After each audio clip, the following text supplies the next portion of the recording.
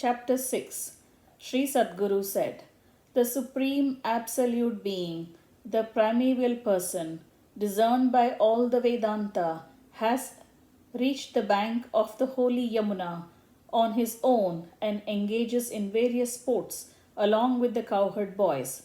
Oh, how fortunate are those residing in the Nanda Gokula! Has not the Supreme Soul of primeval person, the very embodiment of eternal bliss and divine wholeness and perfection, come down as their playmate? One should meditate upon Lord Krishna, the personification of divine bliss, ceaselessly. That alone is true jnana. That alone is eternal beatitude and salvation. Alas, the unfortunate men make a futile search for immortality amidst the thick forest of Vedanta. They leave behind the nectar of immortality found in meditating on the pastimes of Lord Krishna. Sri Shuka, the best of the accomplished jnanis who revel in self, himself being an enlightened soul, got enchanted by Sri Krishna's Leela. Hence, he delivered the great literary work Srimad Bhagavata with Sri Krishna's life as its theme. Some atheists, considering themselves to be enlightened souls, established the theory of Maya. They abuse the Supreme Person having form, name, and attributes.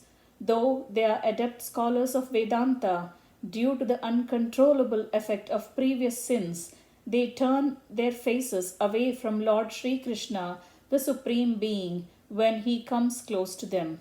Bhagavan Sri Nandakumara has the habit of stealing the hearts of even those who revel in the self. Hence, even reputed jnanis worship him, who is the very embodiment of divine bliss. Lord Sri Krishna exhibits his divine sports on the bank of river Yamuna. With his ravishing divine beauty and grace, he captivates even those noble saints who are accomplished dhyana yogis who meditate upon the formless Brahman.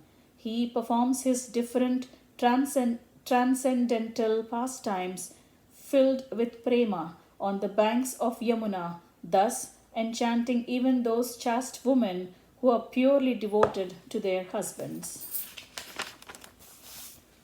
With just a glimpse of his beauty, Sri Krishna gracefully enchants and deceives even the devotees of other gods. He draws them all to himself and thus plays on the bank of the Yamuna. Only because of his sweet nature and grace, Sri Krishna is accused of stealing the hearts of all and being licentious with women.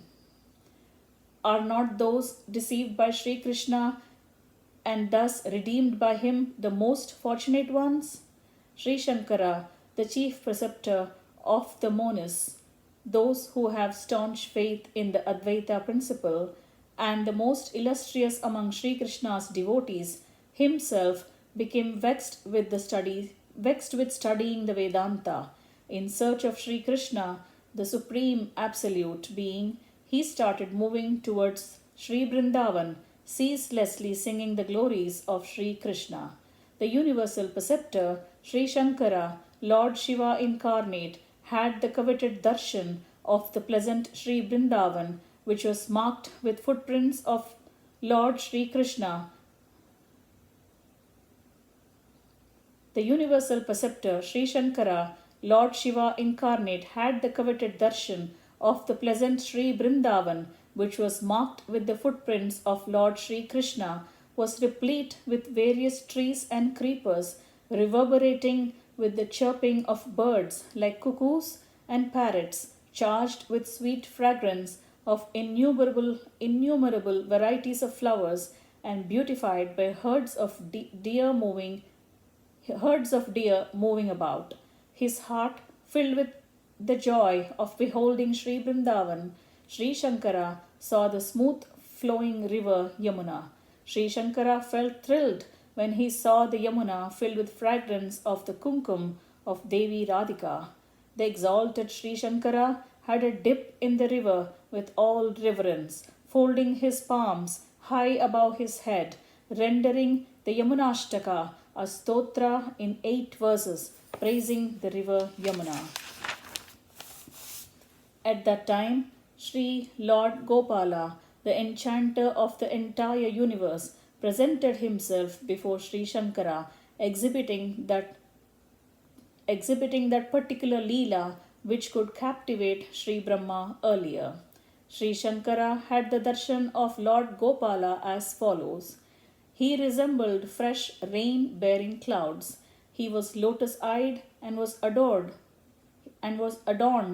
with various fabulous jewels. His Sri Nandakumara, the Lord of all and the most merciful, was wearing a girdle on his waist and the Kaustubamani on his neck. He had beautiful curly hair and had the tilak of Kasturi on his forehead. His entire person was rubbed with fragrant sandal paste. He was seen participating in the forest feast, Vanabhojana, along with his mates. He was standing in the midst of cowherd boys, smiling and making them happy, sharing sweet pleasantries with them.